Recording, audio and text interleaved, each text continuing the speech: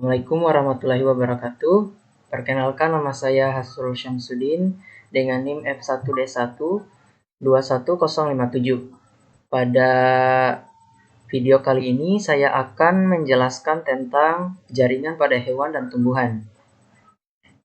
Sebelum kita masuk pada jaringan pada hewan dan tumbuhan, saya akan menjelaskan tujuan dari percobaan ini.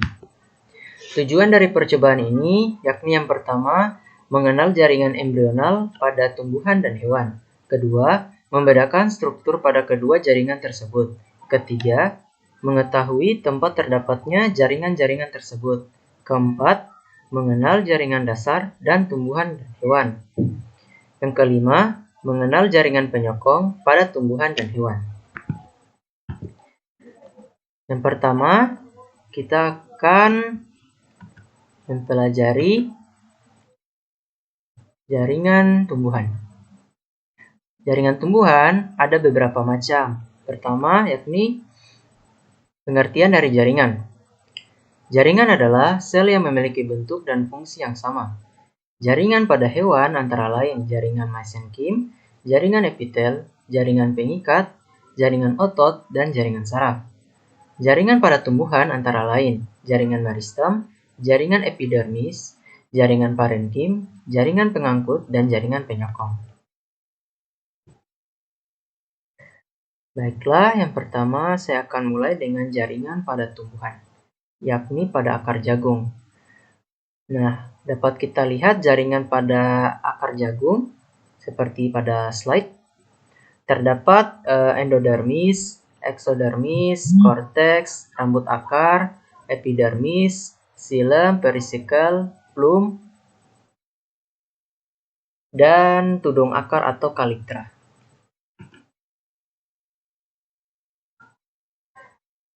Baiklah, jaringan embrional atau jaringan meristem.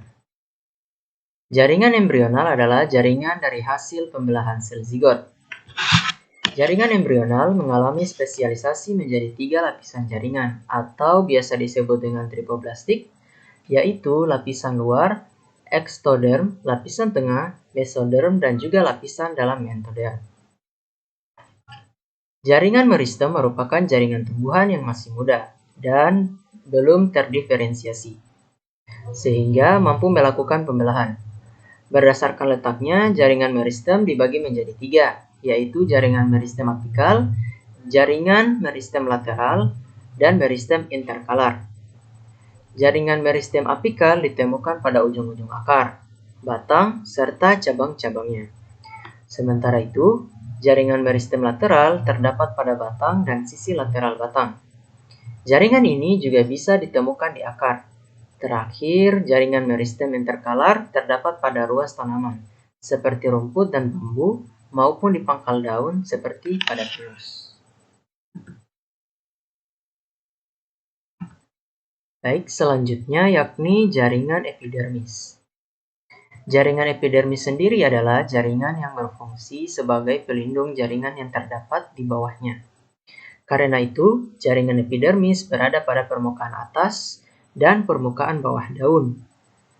Selain untuk melindungi jaringan di bawahnya, jaringan epidermis juga berperan untuk membatasi transpirasi atau penguapan air dan perubahan temperatur. Ciri-ciri dari jaringan epidermis adalah ia terdiri dari satu lapis sel tunggal. Bentuk, ukuran, dan susunannya beragam. Ia juga tidak memiliki klorofil. Dinding sel bagian luarnya mengalami penebalan, sedangkan dinding sel bagian dalamnya lebih tipis. Selanjutnya yakni jaringan kambium. Kambium adalah lapisan jaringan meristematik pada tumbuhan yang sel-selnya aktif membelah dan bertanggung jawab atas pertumbuhan sekunder tumbuhan. Kambium ditemukan pada batang dan akar berdasarkan jaringan tetap yang dibentuknya dikenal dengan 2 golongan kambium, yaitu kambium gabus yakni flogen dan pelogen, dan kambium pembuluh yakni vaskular kambium. Kambium hanya ditemukan pada tumbuhan dikotil dan gimnospermae. Selanjutnya, jaringan parenkim. Jaringan selanjutnya adalah jaringan parenkim. Jaringan ini disebut juga sebagai jaringan dasar karena dimiliki oleh semua tumbuhan. Sebagian besar tubuh tumbuhan juga terdiri dari jaringan ini. Jaringan parenkim dapat ditemukan di akar, batang, daun, hingga xilem dan flum. Ketika suatu bagian pada organ mengalami kerusakan, jaringan parenkimlah yang akan menggantinya dengan jaringan baru. Secara umum, sel-sel dalam jaringan parenkim berperan dalam proses fotosintesis, sekresi, respirasi, hingga menyimpan cadangan makanan serta air. Pada tumbuhan air, jaringan ini dapat mengalami modifikasi menjadi jaringan aerenkim yang memiliki rongga-rongga udara antar sel-selnya.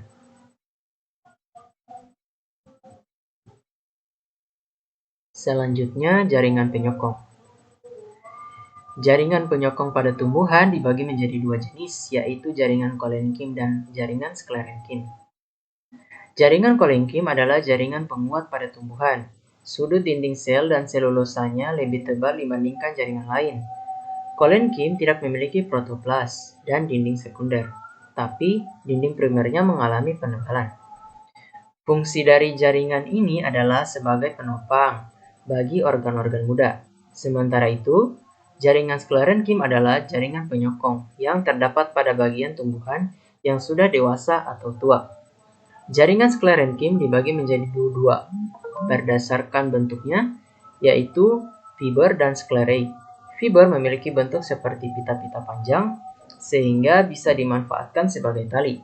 Di lain sisi, sklerate memiliki bentuk yang tidak beraturan, contohnya pada kulit yang melindungi biji tanaman.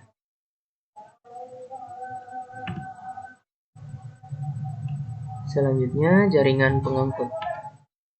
Seperti namanya, jaringan pengangkut berfungsi untuk mengangkut hasil makanan dan zat-zat sejenis ke seluruh tubuh tanaman. Jaringan pengangkut dibagi menjadi dua, yakni xilem dan flum. Xilem yang disebut juga sebagai pembuluh kayu adalah jaringan pengangkut pada tumbuhan yang membawa air dan garam mineral dari akar ke bagian tumbuhan lainnya. Air dan garam yang akan digunakan dalam proses fotosintesis juga dibawa oleh xilem menuju daun.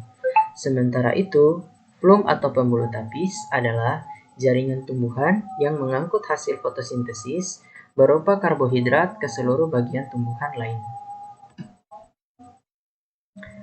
Selanjutnya, jaringan gabus. Jaringan gabus letaknya begitu rapat antara satu dengan yang lainnya, terutama pada ruang yang tidak memiliki sel sehingga air akan sukar untuk menembusnya. Pada celah lapisan gabus memiliki pori-pori yang bernama lentisel. Untuk fungsi dari jaringan gabus sendiri ada beberapa hal. Ada beberapa macam. Yang pertama, mencegah penguapan. Fungsi jaringan gabus yang pertama adalah untuk mencegah penguapan. Dalam jaringan ini terdapat suberin yang bisa memicu adanya penebalan, sehingga jaringan gabus bisa menjalankan fungsinya untuk mencegahnya adanya penguapan dengan maksimal. Yang kedua, fungsi dari jaringan gabus yakni melindungi kerusakan mekanis dan infeksi patogen. Fungsi jaringan gabus berikutnya adalah melindungi tumbuhan dari adanya kerusakan mekanis dan infeksi patogen. Pasalnya, lapisan epidermis bisa melindungi tumbuhan yang mengelupas. Walaupun begitu, tumbuhan masih tetap memiliki pelindung lagi. Selanjutnya, fungsi ketiga dari jaringan gabus yakni melindungi tumbuhan dari suhu yang ekstrim. Fungsi jaringan gabus bisa sebagai pelindung tumbuhan dari suhu yang ekstrim. Suhu ekstrim tidak selalu dingin, tetapi suhu yang cukup panas bisa merusak tanaman. Sebagai contoh, para petani musiman yang bisa gagal panen jika suhu tiba-tiba berubah. Fungsinya yang keempat yakni melindungi jaringan di bawahnya. Selain melindungi dari suhu yang ekstrim, jaringan gabus juga akan melindungi seluruh bagian yang letaknya pada bagian bawah jaringan tersebut, terutama pada bagian berkeping dua yang riskan kehilangan unsur hara dan air. Nah, jaringan pada hewan. Dapat kita lihat pada slide untuk contoh dari beberapa jaringan pada hewan. Yang pertama yakni jaringan epitel. Dapat kita lihat pada slide ada beberapa macam tipe dari jaringan epitel. Untuk jaringan epitel sendiri merupakan jaringan terluar pada tubuh. Umumnya, jaringan ini melapisi permukaan tubuh bagian rongga dan organ dalam. Epitel juga berfungsi untuk memproteksi tubuh dari berbagai ancaman seperti benturan atau goresan. Selanjutnya, jaringan ikat. Jaringan ikat memiliki fungsi untuk melilit dan melekatkan jaringan satu dengan jaringan lainnya. Jaringan ikat diklasifikasikan ke dalam dua golongan, yakni jaringan ikat biasa dan ikat khusus. Jaringan ikat biasa terbagi menjadi ikat padat dan ikat longgar. Adapun jaringan ikat khusus mencakup jaringan pada tulang keras, tulang rawan, limfa, dan darah.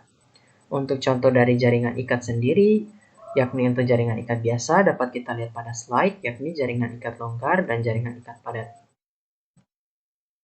Selanjutnya yakni jaringan otot dapat kita lihat pada slide untuk contoh dari jaringan otot. Jaringan otot sendiri berfungsi untuk penggerak tubuh. Jaringan otot diklasifikasikan berdasarkan tempat dan bentuknya, yakni ada 3, yaitu otot polos, otot lurik, dan otot jantung. Sekian presentasi saya yang dapat saya sampaikan. Lebih dan kurangnya mohon dimaafkan. Saya akhiri, wabillahi taufiq wal hidayah. Wassalamualaikum warahmatullahi wabarakatuh.